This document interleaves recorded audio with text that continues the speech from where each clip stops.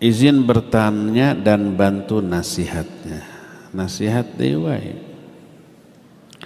agar ana bisa terus kuat dan sabar dengan keadaan yang masih tinggal sama mertua, dan suami bisa ninggalin orang tuanya karena ibunya tidak ditinggalin. Kumaha itu?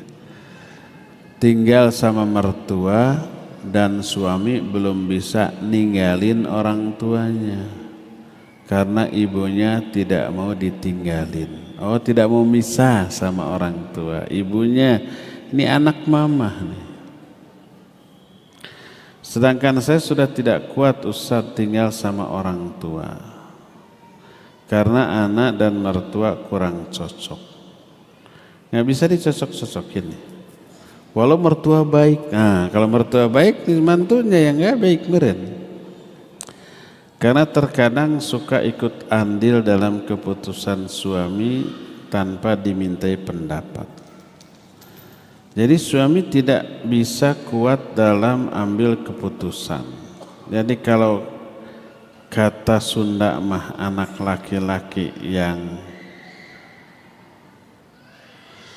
yang pondok lengkah karena ibunya terlalu khawatir berkaitan hal sepele saja, khawatirnya berlebih-lebihan.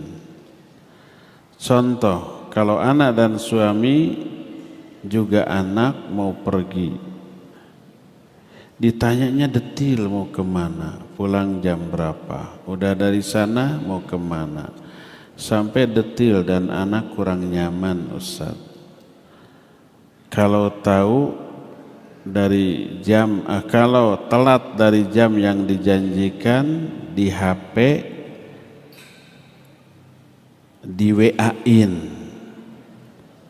Mohon bantuannya, bagaimana sikap saya sebagai istri yang kadang beres-beres capek batin, gak pernah bebas berada di sana. Iya kebayang. Tahu nggak? Saya sejak nikah sampai mertua saya meninggal nggak pernah berpisah sama mertua. Mertua tidak mau. Pernah ketang setahun saya pernah ngontrak di Jalan Jurang setahun, tapi mertuanya ngelayat terus ikut. Tahun depannya jangan ngontrak lagi, kembali di sana. Kebetulan istri saya bungsu, kakaknya sudah misah, jadi di rumah tinggal berdua, nggak mau ditinggalin. Saya sebagai menantu gimana? Enjoy. Dan memang tidak mau meninggalkan mertua. Saya bisa ngontrak, saya bisa beli rumah. Tapi enggak, lebih baik rumah mertua akhirnya saya beli dan mertua tetap bersama-sama. Bagaimana caranya? Ya adaptasi, sesuaikan. Selama keinginan mertua baik, bagus, kita adaptasi menyesuaikan diri. Kita tidak namu atau tidak ngaraja. Tetap itu dianggap rumah kita sendiri, bantu-bantu. Apalagi kalau hujan di luar umpama becek, terasnya kotor, kita pel. Mertua gogorokan, aduh jangan biar. Jangan pedulikan, terus saja. Dia pasti seneng. Ciptakan suasana yang agamis, yang religius. Pakai baca Al-Quran, pakai sholat sunnat. Kalau laki-laki fardu di masjid. Tunjukkan kemuliaan akhlak. Mereka senang. Adapun umpamanya bawel, ya saya merasakan. Ngatur gini gitu ya. Selama aturan itu baik, ikuti nggak apa. Jangan kemukakan ego. Hak atau wewenang saya sebagai suami, sebagai istri gimana? Nggak perlu. Yang selama itu baik, bagus, adaptasikan. Kalau sudah begitu nanti mertua senang, suka dan percaya. Akibatnya apa? Akibatnya mereka menyerahkan keputusan kepada kita. Sedikit-sedikit gimana nih gini kita kasih saran begini, saran begitu. Akhirnya kita yang mendominasi dan menjadi pengatur. Bukan sebaliknya mereka yang mengatur. Tunjukkan bahwa kita mandiri, kita bijak, kita jauh wawasan, kita panjang pikiran dan seterusnya. Awal-awalnya harus beradaptasi. Oleh karena itulah selama keinginan orang tua mertua itu tidak menyimpang dari syariat, kita tinggal beradaptasi saja ya. Dan nikmati itu sebagai sebuah ibadah. Apalagi sebagai istri, rasa capek, lelah, beres-beres itu ladang jihadnya, ladang pahalanya sang istri. Di sanalah medan jihadnya. Kalau suami medan jihadnya di luar mencari nafkah, tolabul halali jihadun kata Ibnu Mas'ud. Mencari rezeki yang halal itu jihad. Lelah, lelah, capek, capek, banyak masalah. Itu jihad. Pahala melimpah di sana, dosa berguguran di sana. Istri juga demikian. Sering saya ungkapkan hadis Asma binti Yazid. Asma ini pintar ngomong, sering menjadi utusan para wanita. Datang kepada Rasulullah SAW, ya Rasulullah, inni rasulu mawwarai minan nisa yaqulna biqauli. Ya Rasulullah, aku utusan para wanita di belakangku. Mereka berbicara melalui aku. Allah mengutus engkau kepada laki dan perempuan, kami iman, kami mengikutimu. Laki-laki diberi kelebihan yang tidak disyariatkan kepada wanita. Mereka sholat Jumat, mereka mengurus jenazah, dan itu pahalanya besar. Dan jihad fisabilillah. Wa idza jahadu fi sabilillah rabbaina amwalahum wa auladahum. Ketika kaum laki-laki jihad fi sabilillah, kami yang menjaga hartanya dan anak-anaknya. Nyupir, ngepel, nyupir itu nyuci piring, nyuci baju, beres-beres, masak, mengurus anak. Itu jihadnya kaum wanita, sementara laki-laki jihad di luar. Afanusyarikum fil ajri ya Rasulullah, apakah pahala kami sama ya Rasul? Apa kata Nabi SAW?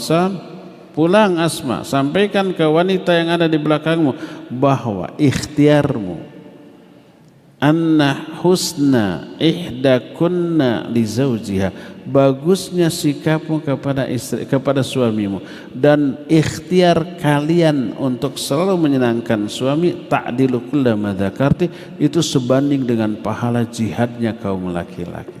Pahala semua itu. Coba bayangkan, kalau laki-laki jihad perang lalu menggerutu, jihad lagi, capek, tahu nggak, keringetan, bisa luka, bisa mati, bisa tertawan. Coba bayangkan kalau ada mujahid kayak gitu, pasti kita aduh ya mujahid tapi kasebelen.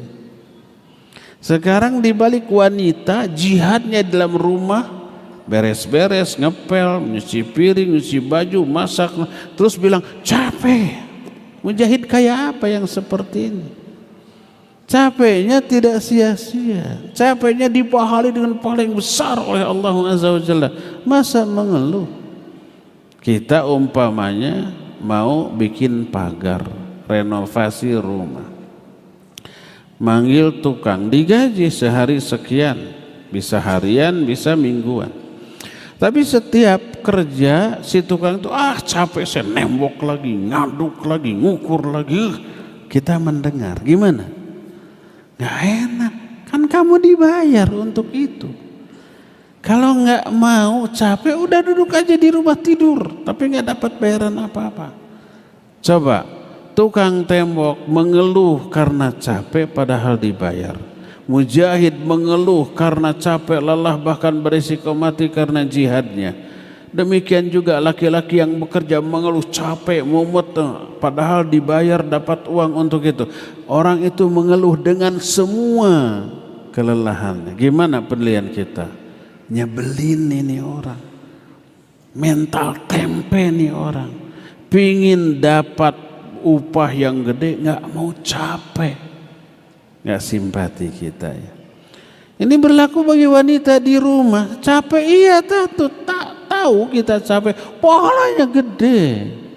Mengeluhnya seorang wanita capek gini sama dengan mengeluhnya laki-laki, wah saya capek mau cari kerja terus. Sama dengan umpamanya tukang tembok, wah capek padahal dibayar untuk itu.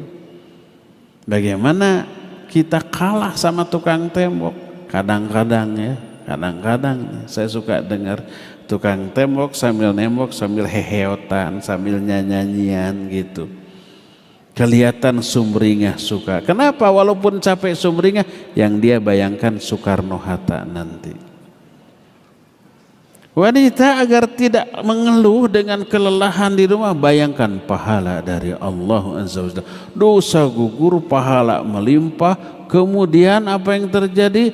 Allah angkat derajatnya. Di tengah kelelahannya, doanya dikabul oleh Allah Azza wa Jalla. Pikirkan itu. Jangan memikirkan kelelahan akibat pekerjaan. Resiko dari sebuah posisi sebagai istri ya begitu. Kami para laki-laki posisi sebagai suami lelah juga mencari nafkah. Pernah nggak pas pulang ke rumah ngeluh ke istri, duh saya tadi di kantor begini pekerjaan ini mumet. Pernah nggak?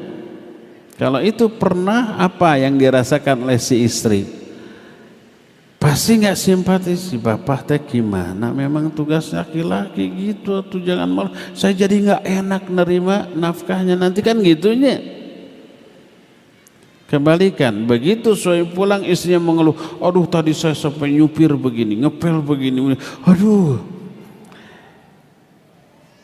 Tujuannya mencari perhatian dan empati suami. Yang dirasakan oleh suami, saya baru pulang capek, disuguhi, disambut keluhan istri.